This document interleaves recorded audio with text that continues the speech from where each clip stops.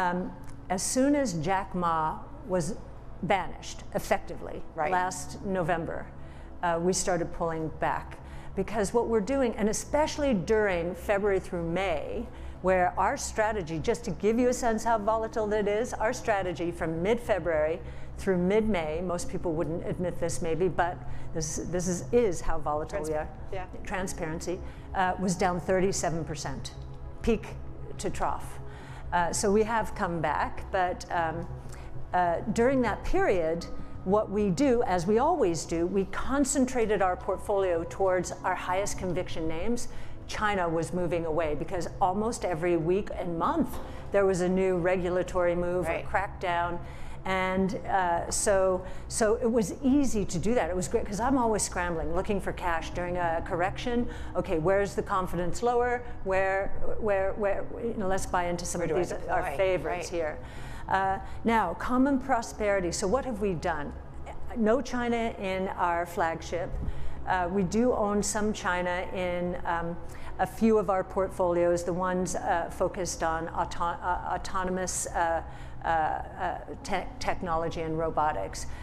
But we're very particular. Very low margin companies, because margin is clearly not appreciated by the government anymore. Common prosperity. Right. And very beneficial to tier 3, tier 4 cities, common prosperity. So JD Logistics, JD.com, Pinduoduo. Does it stay this way, do you think, in China for a while? Well, I mean, it's hard to say, yes. But China is certainly a country, when they make a decision, it's longer term. It's longer term planning. Right. And President Xi certainly seems to be on this mission. And I think he is very unsettled that the 3-child policy is not working. Yeah. And so there's a big social engineering, and by the way, this was all very forecastable, right? I mean, demographics, they knew 50 years ago what was going to happen. Right. So I think that's part of it, and you know, there are the haves and the have-nots in China, like there is around the world. I think China's taking it more seriously because there's probably more social unrest than we now appreciate. What I don't understand is they're going after real estate, which is 75% of the consumer savings in China. Individuals in China. And if yes, individual saving. If the prices are going down, which they have been, I think that could really hurt consumer confidence. I think it already is. And then last weekend, or the weekend before, the government, the national government, went after the regulators who had focused on the financial industry, as well as the financial institutions. And I'm just saying, wow, they're playing with fire. It's a moving, yeah. And talk about a cyclical risk out there. Think about that if we lose China. At the margin, China has been responsible for a tremendous amount of cyclical growth. Right. And commodity price inflation. What was your plan? Well, my plan was... Because you've been in the financial industry Yes, for a long I've been time. in the financial industry, and after the tech and telecom bust, and then even more so after 08, 09, I began to see just incredible risk aversion, career risk, business risk, and everybody was worshiping the almighty index benchmarks.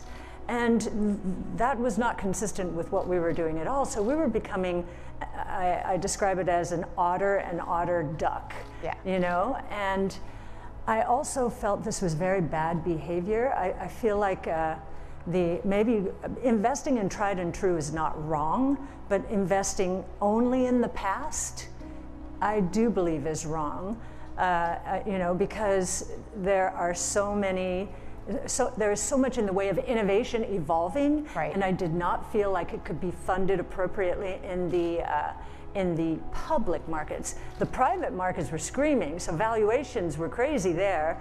The same kind of stock was selling for a fraction of the valuation in the public markets. Right. And so I felt there was an arbitrage opportunity. Many people in the public world said, oh, those private valuations, those are going to crash.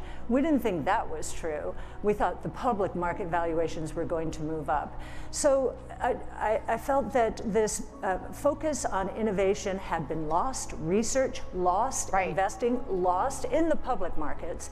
And I said, we could fulfill a huge unmet need and change this misallocation of capital, which is all about the past, especially because of the explosive growth opportunities there are in the future. So tell us about, and I know there's been a podcast you've done and there's been some writing, what was the aha moment that you said, I'm going to do this differently?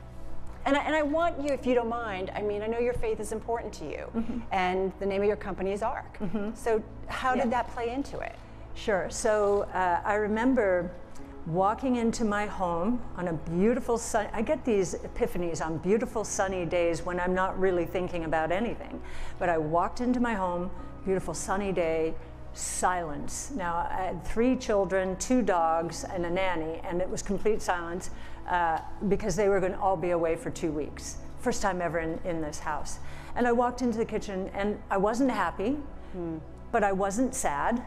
It was just like, whoa, this hasn't happened to me before. And I wasn't even thinking about work.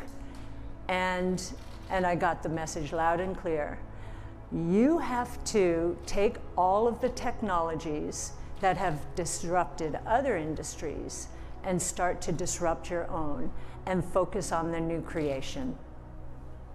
It sounds like, and I want to stay here for a moment, I have faiths and beliefs that are very important to me. It sounds like your faith guides you in a lot of ways. How does it, as you look at these companies, make your investments, make your decisions? How does that play into it, Cathie?